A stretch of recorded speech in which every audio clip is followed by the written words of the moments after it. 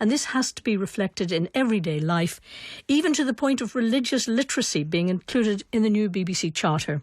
Let's talk about the implications of that with John Brewer, Professor of Post-Conflict Studies at Queen's University, and Ashling O'Brien from Atheist Ireland. Good morning to you both. Good morning. Good morning. If I could begin with you, Ashling, is it possible to understand the world without understanding religion and its role in the world?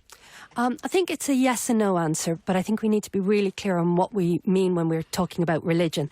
I think that you need to have an understanding of what I would call religious literacy, in that you're not looking so much at the particular beliefs or dogma or teachings of religions, but rather the impact that religion has on the world stage, in politics, in economics, in global security.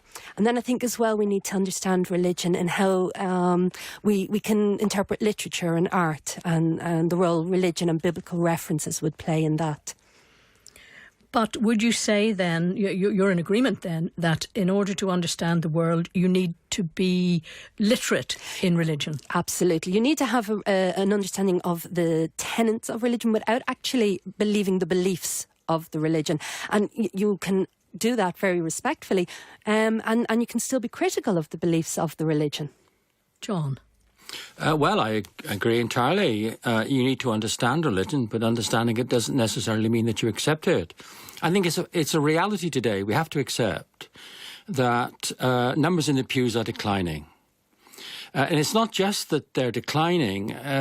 The remaining people are undergoing a process of liberalisation in what it is that they believe. So we have not only secularisation, we have liberalisation.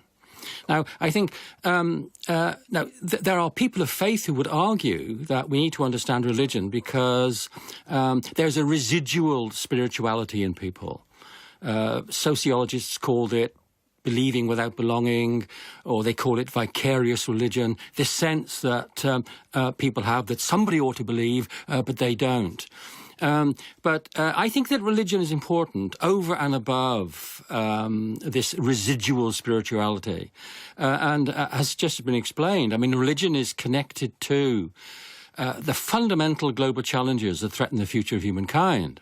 And if we're to understand those global challenges, we need to understand religion. We were talking about those global challenges earlier this morning about and environmentalism and the role of various churches in environmentalism and the EU as well all came up. So Ashling, you both seem to be in agreement that people need to be literate about religion. Are you critical at all of Archbishop Welby? Oh, absolutely. I definitely take issue with the statement that he made. There seems to be an implication that if your worldview isn't shaped by religion, then somehow you have a deficient worldview, that you don't have a complete worldview. We've come across this before, where we've had religious people make comments that atheists aren't fully human, and it I don't think Justin Welby is saying anything like that. He's basically just making your point that religion is necessary for understanding the world. I don't think he's making a broader point than that. I do think that the implication, I don't think he's making that point, but I do think it could be interpreted that way. I think we need to be very, very careful of some kind of an assumption that non-religious people somehow don't see the world completely. I think we need to be very clear on how we develop our worldviews and how we change our worldviews. And I don't think that religion is necessarily it's a lens through which we develop a worldview. But for a lot of people who are indoctrinated into a religion very young, as they continue through life, as they continue their education, both formal and informal education, I think that they begin to change their worldviews. Now, some people will leave the religion that they were raised in because it's no longer compatible with their worldviews, which is what happened to me. I continued on my journey, and I went from becoming a Catholic to a deist to eventually an atheist. And my worldview changed along that journey. Now, some people may leave their religion and move to a different religion because they find that religion best reflects their particular worldviews. I think that we need to recognise a difficulty here. I think in some senses the churches are between a rock and a hard place. On the one hand, they're being criticised for not being relevant. And so when they enter the public sphere and articulate views and make statements that on topical issues, they get coals heaped on their head because they're seen to be, as it were, abusing their position of religious authority. So they're between a rock and a hard place. But I absolutely agree that one of the realities that I think the Church has not yet adjusted to well is that it has lost its monopoly. And so it doesn't now command the public sphere in the way that it used to when we were a religious society. Now, in losing its, as it were, its monopoly, I don't think yet it's accepted that its views are likely to create as much resistance as support. I agree completely. I think that what we're seeing is very often we have religious groups crying out that they're suffering from persecution when in actual fact what's happening is their place of privilege that they've held for so long is being taken away from them, and that's being translated into persecution.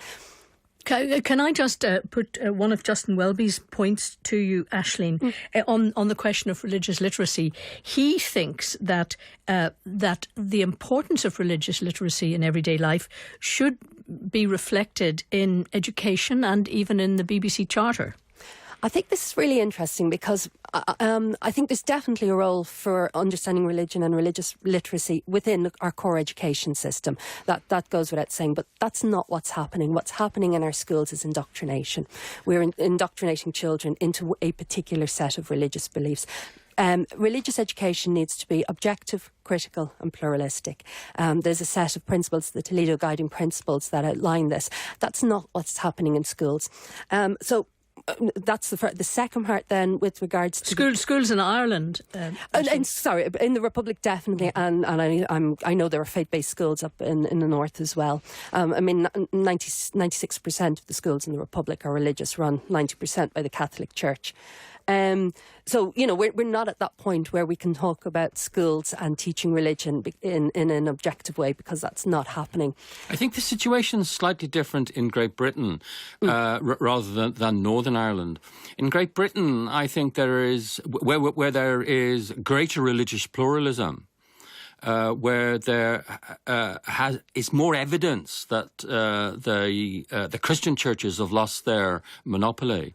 I think the school curriculum in Great Britain does reflect the religious pluralism and the multiplicity of beliefs. Sort of comparative religion.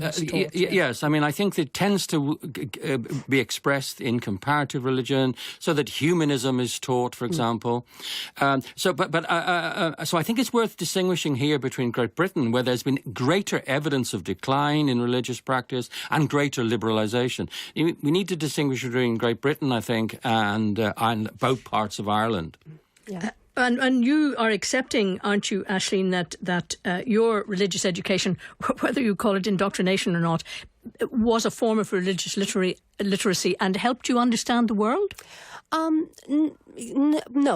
it was indoctrination. I was taught the facts of what they felt were the facts of one particular religion, the Catholic religion. I really wasn't exposed to any other religions, perhaps even until late secondary school. It was only after I left school I began reading outside of prescribed religious books and began to explore things myself. And then I returned into education as a mature student and studied psychology, and I began to open myself up to different worldviews. That's when I began to really form an education on religion and develop religious literacy in the way that I feel is necessary to understand and have a worldview. Yes, I make my point. I think we're here talking about a peculiarly Irish situation because devotees of the Church of England in Great Britain are complaining, in fact, that they have lost their moral monopoly in religious education. They want the kind of religious literacy that we BBC as a problem in Ireland. So I think part of the problem here is that, that there's a particularly Irish problem that isn't reflected in those other societies where there's been greater secularisation and greater liberalisation. Mm. And would you both then include in broadcasting charters a necessity to deal with religion, to leave a space for religion, all religions? The wording would be very important. Again, it's not about giving religion that place of privilege, but these type of discussions like we're having today, and you've had all morning on your programme, are really, really important because people need to challenge their worldviews, and these type of discussions do that. So there is definitely a place for the discussions. I mean, but we need to look at things like the thought of the day that's broadcast and the resistance to having a humanist thought of the day. You know, that is, again, giving a place of privilege to a religion and not to the non-religious. So you either incorporate a thought of the day into that, or you have a non-humanist, non-religious version as well. We've the same situation in the Republic with the Angelus being broadcast on the state broadcaster. And recently the Muslim community made the complaint that the prayer to end at the end of the day for Ramadan wouldn't be broadcast. So again, we have privilege being given to one set of religious beliefs over the other. So either you broadcast all religious prayers or none. It's worth returning to the discussion we had at the beginning, I think, which is that religion is so connected to global challenges that threaten the future of humankind that we do need to understand it. I think the BBC, print media, schools, but we need to understand it in the context of other belief systems and none. Yes, I wondered, Ashling, too, when you were talking about things like the Angelus, and you mentioned earlier about religion being connected to culture, to a kind of broader culture and a sense of history, that, I mean, could one look at that in the same way that one looks at, say, traditions that happen in England, Ireland and across Europe, which all had their roots in religion but are now really folk festivals? Oh, absolutely, yeah. I mean, again, there's this strange kind of contradiction where I've been told on occasion that I'm not a proper Irish person because I'm not a Catholic anymore. Really? Yeah, and there is that kind of assumption that, you know, to be Irish, to be a Republican, to be certain things, to support the Irish football team, to stand for the national anthem, to be Catholic, all these kind of things maybe should be what you are to be Irish. And if you're not falling within these categories, people get a little bit uncomfortable. So, you know, I'd feel maybe a little bit distant myself from that maybe whole traditional Irishness in that way, because it is quite religion focused. The paradox of our conversation is that I very much agree with you. The problem is, I think we're at risk here of creating a straw person argument. In that some of the experiences that you're now describing would not be common, even in Ireland. But Ireland itself is, I think, unusual in the high levels of religious practice, religiosity, yes. that still remains.